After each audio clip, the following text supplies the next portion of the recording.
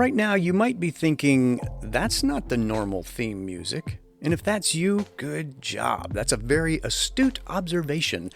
It is different, and it's intentional. For those of you who may be tuning in for the first time, this is the Nook Podcast, and my name is Stephen Murphy. I want to tread gently into today's topic because, as you saw in the title of this episode, mental health awareness is so important. Full disclosure, I was diagnosed with depression in October of 2019, and quite honestly, I wasn't sure what to do with that, because even with that conclusion, it just opened up a new list of questions. How long had I had this? What will the treatment be? And who do I tell? For me, it meant a prescription for daily medication, a commitment to physical exercise, and staying in counseling. Since that time, I have seen the benefits of getting help. And after staying proactive with this for the many months since then, I'm determined to stay diligent with the ongoing treatment. My guest today is McCaherty. She is a licensed professional counselor, and she happens to be my counselor. We will talk a little bit about my treatment as well as getting her insights on what's happening with so many people today. The topic of mental health is very broad, very multifaceted, and I hope that you glean something of value. So, settle in for my conversation with McCaherty.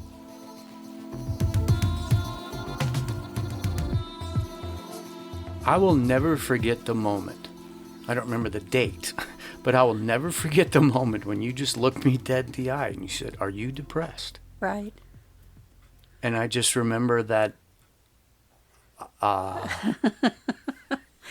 never really, Right. but it was like I had to consider it at that moment based on everything. Right. Everything. Yeah. And I hope it doesn't sound cheeseball, but I am so glad that we got to that point because, granted, there's been a lot of steps Right. in this journey, and I know there's still many more, but that was a major milestone for me. A pivotal moment, especially with men, because we teach our boys as they're growing up, big boys don't cry. Suck it up, buttercup. Pull yourself up by your bootstraps. Yeah. Those kind of things. And, then we want you to, females get in relationship with those boys, and we want them to talk about their feelings that they've been taught to push down. Yep. And that's a lot of issues in marriage, and, that I deal with is that, he won't talk. And there's a lot of behaviors that were learned that have to be undone. Right. And I think that's why men in general, and in general, I hate broad brush statements, right. But I think men just tend to isolate. Right. Mm-hmm. All across. And right. I hate that. Right. You see a lot of anger because, anger is that secondary emotion, and you have to have another emotion. I learned that with you. I know, my Mercedes, my anger car. You do. You have to have something fueling it. And so to be able to get to those emotions and deal with them individually and say, okay, it's okay that I'm feeling hurt by something someone said. Learning how to deal with conflict, in a healthy manner. Yep. And learning how to communicate and truly actively listening. Those are important aspects, and not just for marriages, but in life in general. Oh yeah. That's with anybody you come in contact. I mean, right. And that's what I feel like I've learned. And I'm pretty sure I shared this with you, that after, I don't know how many years I've been coming to see you now, but it's like, at the risk of sounding judgy, I think everybody's messed up. Oh, but absolutely. that's not like a finger pointing. Right. If I've learned anything, I want to be the poster child for mental health help, because right. I know what I've learned here. Right. And it hurts me. Does that sound corny? No. When I know that I've got a friend struggling, Right. I just want to beg them, please, keep talking. Yeah. Don't do something stupid, but man, please get some help. It is sad when you know the answer. It's like in faith when you know the answer is Jesus, but they're not getting it. They're not seeing it yet. They're not receiving it. Exactly. Sure. And, mental health, we're seeing major mental health in younger and younger and younger clients. And, so I'm proud of the parents who bring their kids. And I'm really proud of those teenagers and young kids that go to their parents and say, I think I need to talk to someone. Yeah, something's not right. Exactly, because, the suicide rate is so high, and younger children are committing suicide because they don't think they have any other option. Yeah, and that's the most brutal thing. It really is. And, even as a Christian counselor, I've had atheists as clients. I've had agnostics. And they asked initially, I want them to want her to respect my faith. And we ended up talking more about Scripture than I do normally at their request. Yeah. And, it is because we all search. It's something I was thinking about coming over here tonight was, obviously there are counselors of all flavors all over the world. Right. And it's really hard for me to imagine going to a counselor that doesn't have faith as the basis. And I don't want that to be misread as some kind of a knock. Right. The backstory, and people I hope will have already seen my video about my dark night of the soul, while I don't go into what happened, I can't imagine not having somebody like you, like your voice in my life, who's constantly turning me back to the Word, constantly turning me back to God. I just don't think I'd be where I am today without that component.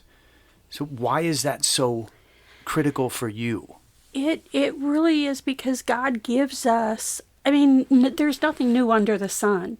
That has never been more true.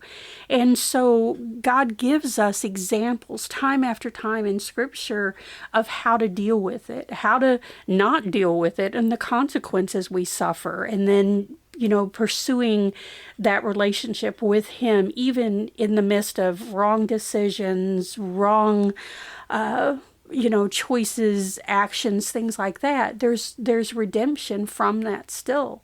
And, all throughout Scripture, there is story after story after story.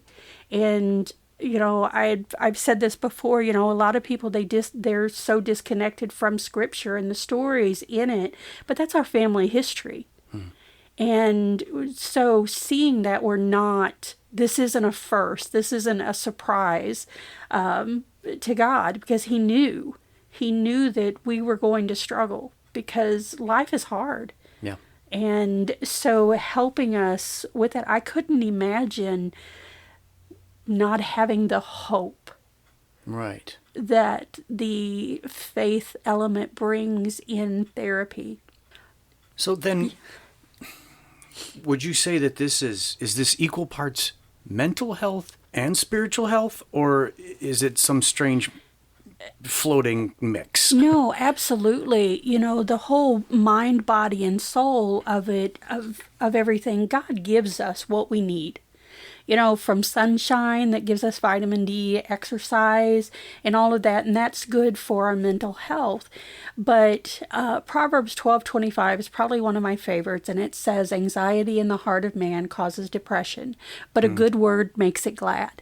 And that good word is His word. And so having that as, that foundation there of, that's my cornerstone. I trust that. It's truth. And so with the world being so on and off, hot and cold. Or just a general mess. Like Exactly. To have something that is solid to believe in. Right. Well, and that's the part I think that remains one of those curious things to me because, well, you know that it's been a little over a year now that through all of this with me and my own depression diagnosis, Right. that there's no test for that. Right. You don't go get an MRI and have a doctor call you and go, oh, turns out it's depression. Right. So it's hard. I don't know. What's the metric even look like? And then how do you even begin to start to treat it? Right. Well, and then there's a stigma against mental health. You know, one of the questions that on intake that I do with a lot of clients is, have you ever been diagnosed with depression or with a mental health issue? And they're like, no. And I'm like, well, okay, well, what about any depressed mood? Yeah, I've had depression. You know, well, what about anxiety? Yeah, I take Xanax or I take this or that. That's mental health. But because of the stigma, it's, oh, I can have anxiety, but it's not a mental health issue because, because people think... Well, it's like a head cold. Right, yeah. They think, oh, schizophrenia, bipolar, those really hard mental health diagnoses. But it goes, you know, ADHD, ADD, that's a mental health issue. It falls under that category. You know, the DSM-5, it's a thick book of all those diagnoses. And we do struggle with so much. But like you say, there's not a blood test to take, you know, so it's a lot of talk, a lot of explain to me what that feels like, you know, because our body lets us know. Oh, yeah. It will tell us, because I hear all the time, you know, I thought there was something wrong with me. You know, why couldn't I be happy? Why did I get so angry? You know, or why was I anxious? Yeah. And, you know, and of just saying that it's how our body is amazing, how God created us. And we like to feel like we're in control. And so when something goes astray, like panic, and your breathing is affected and you're shaking and, you know, you're literally losing control, and it's so terrifying. Yeah. And so once you come out the other side of that, you're afraid of the next one, the next panic attack, the next bout of anxiety. Oh, yeah. Again, because you're back at that place of being so non-specific. Because if I twist my ankle, well, I ice it. I wrap it. If it's worse, I get a splint or a cast. And it's like those things are, I mean, that's like an untied shoe. Right. Oh, we do this. Right. But the mental side of things where it's like, something is just off every dang day and I can't pinpoint it. What am I supposed to do with that? And then I feel like I'm the only one that's going through this and I don't know who to reach out to. Right. Absolutely. And, you know, medical doctors are, you know, are getting better at referring, you know, to them instead of just, because medicine only does so much. Right. You have to be able to process the emotions, those feelings, that trauma, or whatever is going on. Because I see a lot of clients that have childhood trauma, that have sudden losses that were traumatic, and, you know, and grief. So I'm curious. Do you feel like it's your job to fix people? It's I don't feel like I am supposed to fix them. I mean, because if I have a plumbing problem, right, I don't do plumbing. I call a guy. Exactly. And he fixes the plumbing. Yeah. Exactly. It's not my job to fix you. It's my job to help you navigate the process of finding your need. Whether it is talking about a traumatic event or a marital issue, or, you know, whatever it is, it's talking through it and finding solutions. you know your story. You know what the issue is. Now, a lot of times we don't know how to get there. And so, someone asking you pointed questions or things like that help trigger that brain to think along that line. Behaviors of, well, how do you change a behavior? Well, it's the same, like when you quit smoking. It's, and with any type of addiction, it's you're choosing to do that. But every time you choose not to do that behavior, you're rewiring the brain and to a more positive way. And we see that generally. I mean, we live in such a negative world.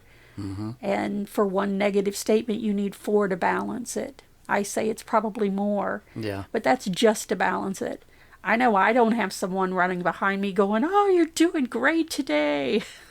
Not at all.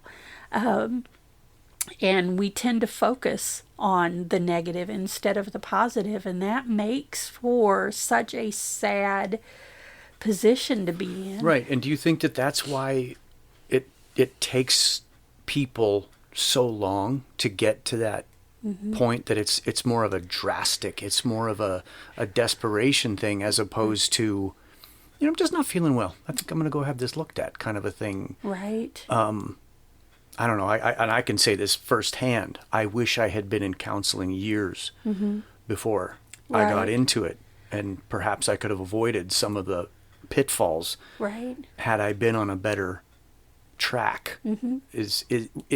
Are you seeing more of that where it's, do people end up with you so broken that if I could have just talked to you a year ago. Right. Yeah, I do. We tend, in the mental health field, we tend to see that of it's the last resort.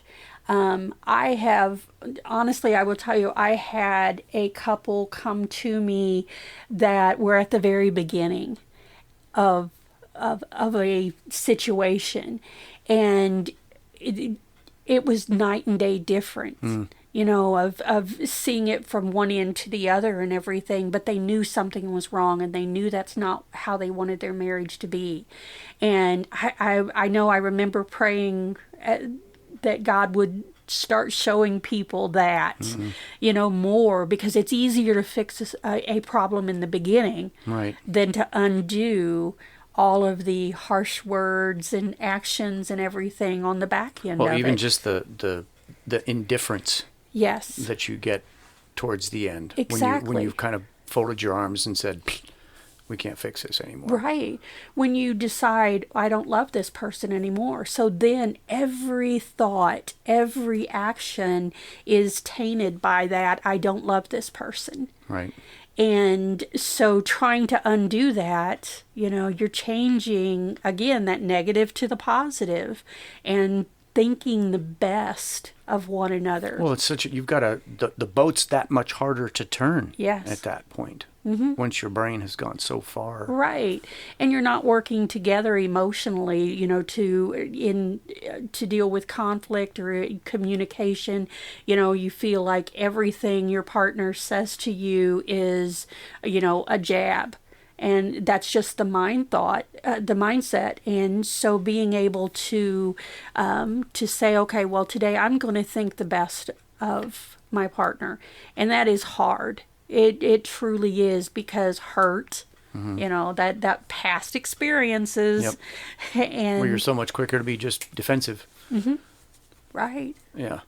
The year that we've all had, has that just made things that much worse for mental health, for anybody, whether it's marriage, whether it's personal stuff, work stuff, any of that stuff? Is it possible for you to even gauge how it's blown up? We are seeing more and more issues with kids, especially because they are so social in the school setting and everything. And so then to take that away and isolate them has been really hard. And generally with younger kids, it comes out as behaviors.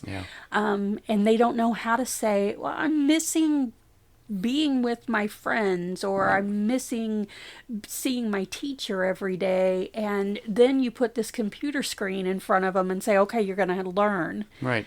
Well, not to mention that you've got parents teaching geography and... Absolutely. It has been a rough year. And then you have relationships where you're spending all day, every day, 7 days a week, 24 hours a day with them. And you're like, wait a minute. They don't put the lid down. Right. They don't put the milk back. They don't close the cabinet. You know, all of those things that before were just, little quirky things. Yeah. Now it becomes a major issue. And, Well, now it's almost like an HR thing. Yes. Because everybody works for the same household. Yes. Yes, I know. I've wanted to go to HR over my cat many times. And that's the part that that has just hit my mind so often about what has the stress and strain and the unknown of the pandemic. What has that done to the family unit all by itself? And then you throw in things like, not only can they not go to school, they can't go to church, their social life is pretty much cut off completely. Yes. That's got to weigh heavy on It does. any kid. But there's also been good things come from it, which I hope continue after, is families are sitting down having dinner together. They're watching movies together. They're taking a walk together, and they are spending more time as a unit. And that's a good thing, because we live in a world where, parents, they're dividing and conquering to take kids to this, that, and everything. And, the time together and playing games and doing things like that, it goes by the wayside. Right. And so, we are seeing those things that are good. And clients that I was seeing before COVID, the pandemic shut down everything, that's some of the things that they have told me. Right. And I want that to last, because that's a good thing from it. Well, but that takes effort, right? It does. That's you've got to make your mind up that's a priority. Like anything, and this is shine the light on how hard relationships are. Exactly. It's, when I first got married, my ex-husband's grandfather, he said, marriage is the hardest job you'll ever have. It's not 50-50. It's 80-20 or 70-30. And the key is never being zero at the same time. People think that there's some magic pill that I can give them. Well, I don't medicate. I cannot write prescriptions, nor do I want to. It takes work. And you didn't get to this point overnight, and it's not going to fix itself overnight. Right. And then is that just as much a plug for ongoing? Because it's like what I know for myself is that it's not like, well, I probably will only go to counseling for another 6 weeks and I should probably be good. I don't see it that way at all. Well, that this is something even if we just cut back to something like once a month, right? It's hard for me to imagine not having this as a stabilizer. Absolutely. But always having, that option of, okay, I've got my therapist here. I can call her up and get a session. And it doesn't have to be a continuous thing. That's one thing they taught us in grad school, always be in therapy. And I have a doctor that she tells me I'm her favorite, because I process through my issues by the time I get to talk to her. Sure. I bet she tells that to every patient she has. No, I'm sure it's just you. Yeah. It's just you. But there's clients that I have that I will probably see forever, because their trauma is so significant that it is, we are still unwrapping layers. Peeling in the onion and yeah. Right. But I struggle how to even ask this. Is there, because you just said there's no magic pill. I know there's no magic pill. But I wish I had a way to tell somebody this is healthy. And that it's not just oh, cool, I'm fixed. Right. That maintenance, just like I keep working out. Right. I'm going to keep working out. Absolutely. My doctor told me I have to, but B, it's like, why would you? It's like, no, you don't go to the gym one time and get a beach bod. So is there a better way for even just somebody like myself to tell a friend, get help? Right. Just sharing your story of how therapy has helped you. I mean, you don't have to go into the nitty-gritty, dirty details of why you came. Just say therapy helped me to process this. So Because, I mean, isn't the goal health? Absolutely. I don't know what is that the best word to use, but isn't that the goal, to be healed, healthy, and whole? Absolutely. And I know when I was going through my divorce, I was devastated and Satan was attacking me. How can you be a therapist that talks to couples about marriage issues when yours failed? And I struggled with that. It just cut me deep. And I was talking to Jenna at the office up there at True Vines, and she said, Chris, God didn't call you to be a Christian counselor because you were married. He called you because he equipped you. Right.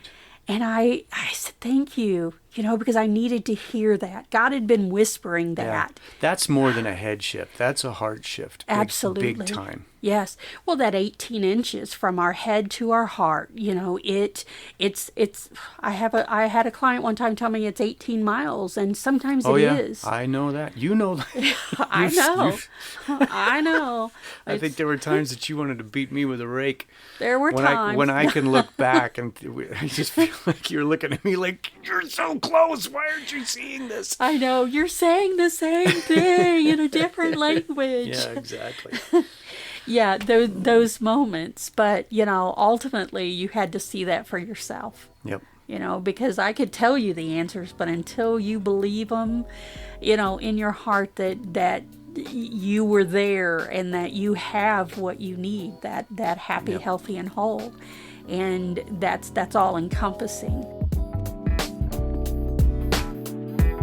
You can probably imagine that we were just scratching the surface in this conversation. My real hope in posting this episode is that someone listening will take this as an encouragement to get help, to try counseling. There is no shame in reaching out. And please don't wait until you're desperate. I'm sure of this. There are people who love you, care about you, and will walk that mile with you. Don't let your own reservations or stigmas about mental health, depression, anxiety, don't let any of that keep you from reaching out. You are worth it. I fully believe that God has big plans for you, and that's not just speaky speak. I believe that. Here's two things that I hope you get from today. First, get hope. And by that, I mean a relationship with Jesus.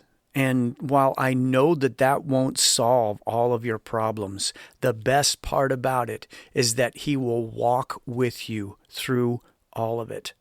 So the first one is get hope. The second one is get help. Call a close friend and be honest about what you're going through. And beyond that, do a search. There's got to be some good counseling where you are. And for that matter, I know that there are so many places that are offering services over the phone or on video calls. Help is available. And I just don't want anybody to lose track of who they are because of mental health issues. It's just too easy to get the help today. So get help. As always, if you've got any questions or comments about this or other episodes, you can email me at Stephen@nookpodcast.com. That's Stephen with a V at nookpodcast.com. And if you haven't joined our Facebook group, there's always good content there, and for that matter, good people. And I'm always wanting that to be a place where folks on similar faith journeys can connect. And that's facebook.com/meetmeinthenook. Thank you for joining me and for listening to this very important episode. I will catch you here next time in the Nook. The Nook Podcast is a production of Sozo Digital Media.